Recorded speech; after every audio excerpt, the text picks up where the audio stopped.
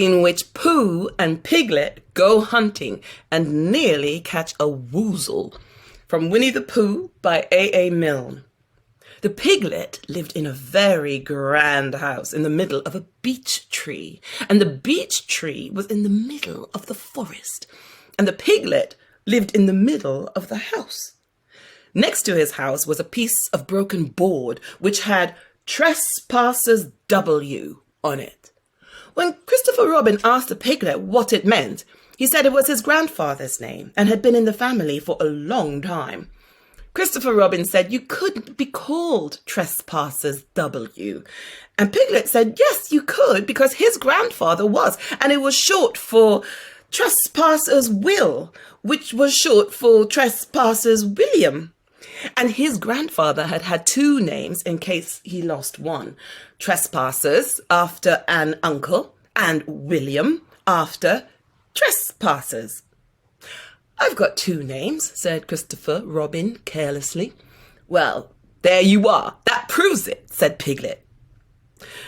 One fine winter's day, when Piglet was brushing away the snow in front of his house, he happened to look up, and there was Winnie the Pooh.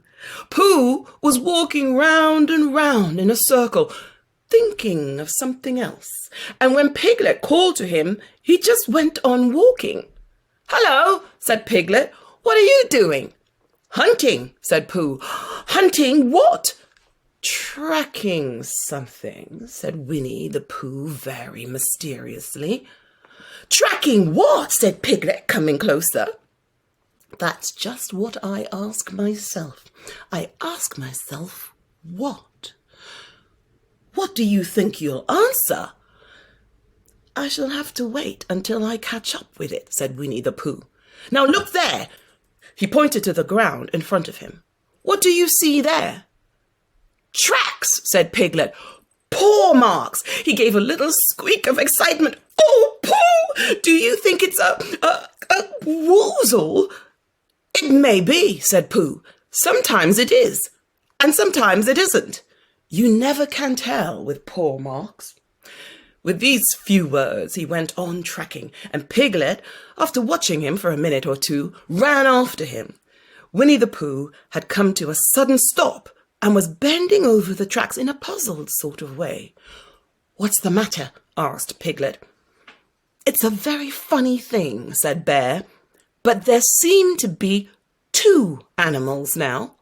This, whatever it was, has been joined by another, whatever it is, and the two of them are now proceeding in company. Would you mind coming with me, Piglet, in case they turn out to be hostile animals? Piglet scratched his ear in a nice sort of way and said that he had nothing to do until Friday and would be delighted to come in case it really was a woozle. You mean in case it really is two woozles, said Winnie the Pooh. And Piglet said that anyhow he had nothing to do until Friday, so off they went together. There was a small spinney of larch trees just here, and it seemed as if the two woozles, if that is what they were, had been going around this spinney. So round this spinney went Pooh and Piglet after them.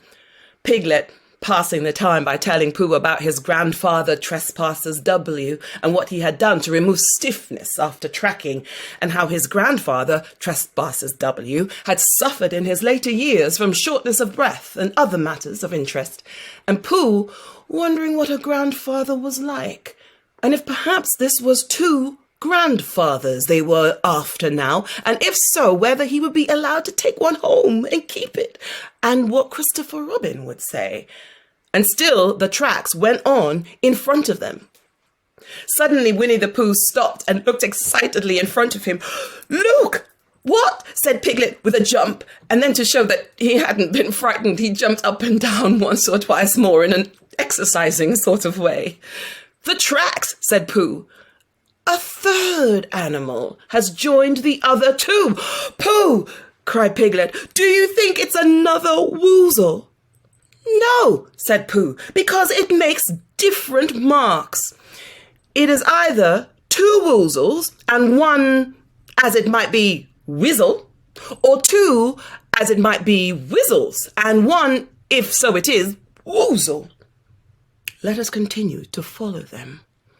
So they went on, feeling just a little anxious now, in case the three animals in front of them were of hostile intent. And Piglet wished very much that his grandfather, T.W., were there instead of elsewhere. And Pooh thought how nice it would be if he met Christopher Robin suddenly, but quite accidentally, and only because he liked Christopher Robin so much.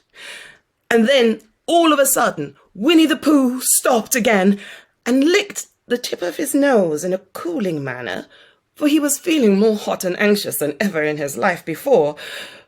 There were 4 animals in front of them. Do you see, Piglet? Look at their tracks. 3, as it were, Woozles, and 1, as it was, Whizzle. Another Woozle has joined them. And so it seemed to be. There were the tracks crossing over each other here, getting muddled up with each other there, and quite plainly, every now and then, the tracks of 4 sets of paws. I think, said Piglet, when he too had licked the tip of his nose and found that it brought very little comfort, I think that I have just remembered something. I have just remembered something that I forgot to do yesterday, and I shan't be able to do tomorrow, so I suppose I really ought to go back and do it now. We'll do it this afternoon, and I'll come with you, said Pooh. It isn't the sort of thing you can do in the afternoon, said Piglet quickly. It's a very particular morning thing, and that has to be done in the morning, and if possible between the hours of... What would you say the time was? About 12, said Winnie the Pooh, looking at the sun. Between, as I was saying, the hours of 12 and 12:05. So really, dear old Pooh, if you'll excuse me, what's that?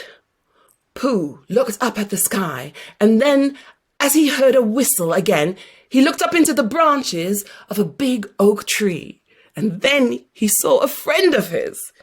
It's Christopher Robin, he said. Ah, then you'll be all right, said Piglet. You'll be quite safe with him. Goodbye. And he trotted off home as quickly as he could, very glad to be out of all danger again. Christopher Robin came slowly down his tree. Silly old bear, he said. What were you doing? First you went round the spinney twice by yourself, and then Piglet ran after you, and you went round again together, and then you were just going around a 4th time. Wait a minute, said Pooh, holding up his paw. He sat down and thought, in the most thoughtful way he could think.